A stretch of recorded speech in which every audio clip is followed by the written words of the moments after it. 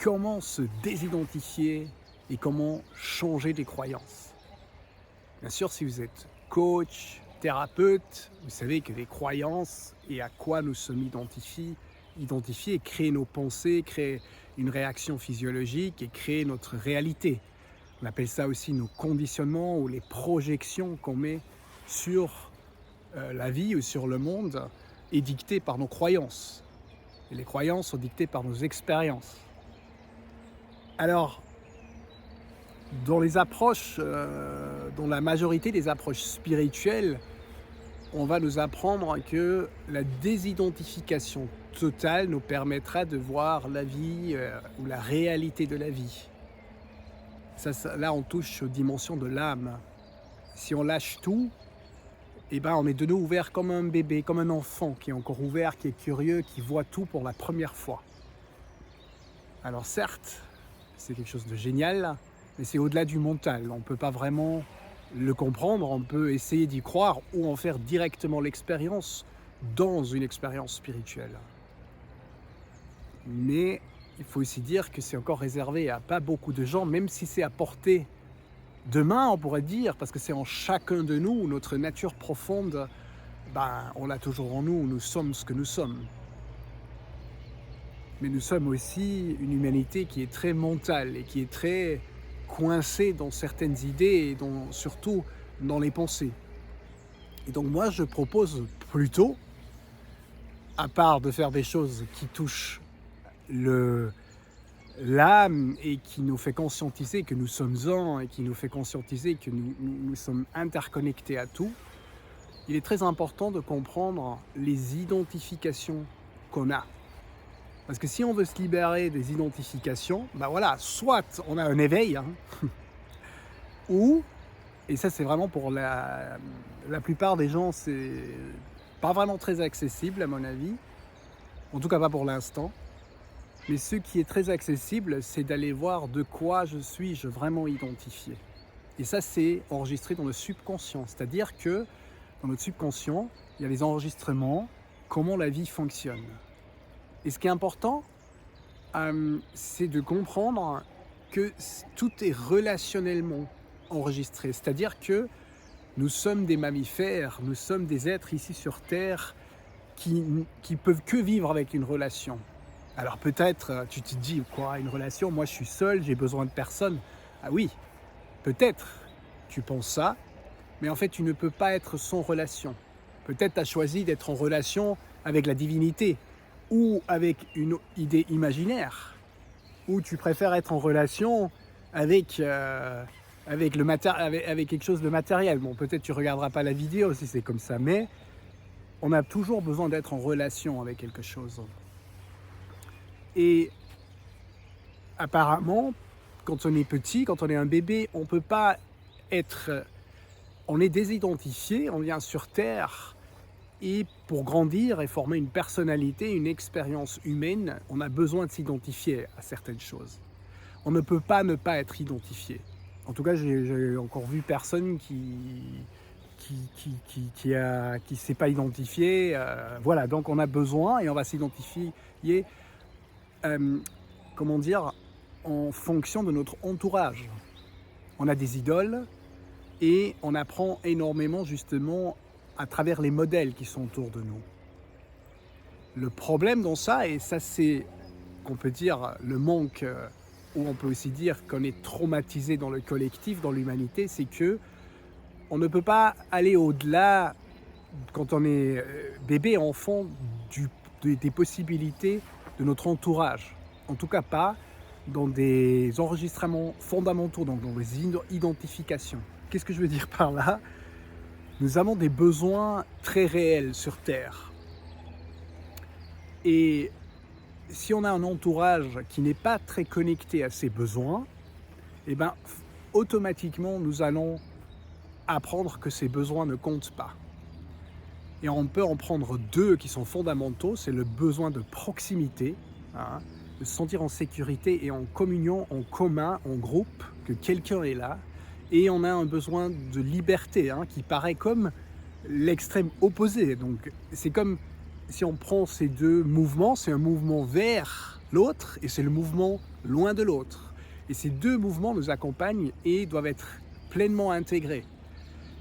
Quand on est tout petit, d'abord, on va plutôt avoir le mouvement, on va plutôt avoir besoin de quelqu'un. D'ailleurs, en tant qu'être humain, c'est des phases très longues où on a besoin de proximité. Et ensuite, ce sera de plus en plus l'autonomie. Mais ces deux mouvements de base, ces deux besoins de base sont fondamentaux. Et en général, on est plus blessé dans l'un ou dans l'autre.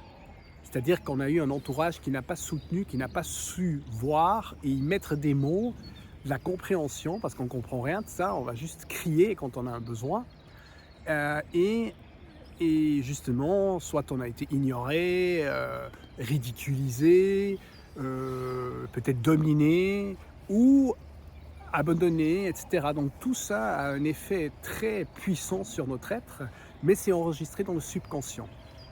Donc la majorité des gens, à l'heure d'aujourd'hui, on a un enregistrement relationnel négatif. Ça crée des croyances. Donc on peut, depuis notre néocortex, la partie la plus nouvelle du cerveau, c'est-à-dire que ce qu'on croit être, là où on a la conscience sur nous-mêmes, on peut penser, je crois qu'il existe plénitude, que tout est basé sur abondance, que tout est basé, que le monde est juste, etc. À la base, la nature, etc., l'humain. Mais finalement, l'expérience était différente. Nous avons tous, je pense, fait des expériences qu'on a vu des humains autour de nous qui n'arrivaient pas à gérer les conflits, qui étaient débordés peut-être de notre puissance, de notre révolte, ou qui ont été débordés de notre besoin de proximité, qui n'ont pas été là. Et tout ça s'enregistre dans le subconscient encore avant qu'on crée la personnalité, ou comment dire, un je suis. Alors entre 0 et 3 ans, c'est très très fort ce qui s'enregistre dans notre cerveau et qui a après une influence directe sur nos réactions physiologiques. Donc tout est interconnecté.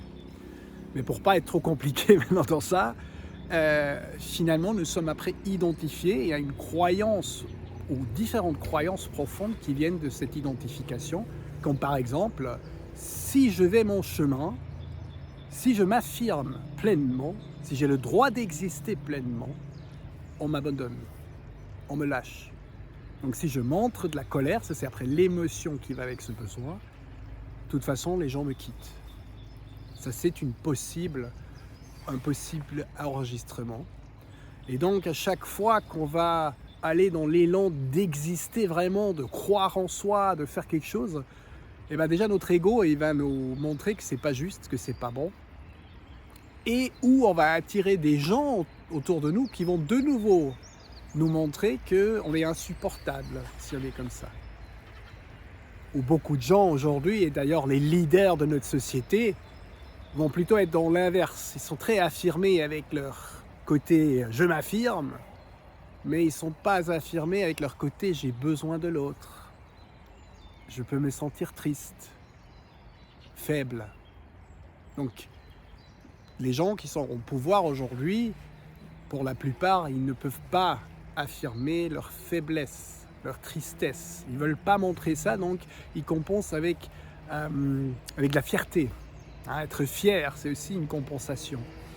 Et au lieu justement d'avouer, ça serait une clé de transformation, qui sont faibles, qui se sentent faibles et qui ont besoin aussi d'autres gens, et bien souvent ils cherchent d'autres chemins pour survivre.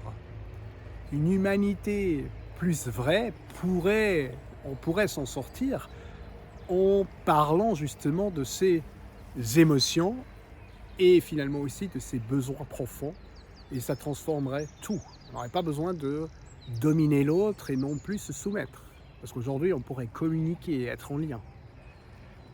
Alors, il est clair, on peut chercher une expérience spirituelle pour être un, etc. Mais ça n'empêche pas qu'on n'a pas des besoins précis sur Terre. C'est en fait un peu le message que je veux faire passer.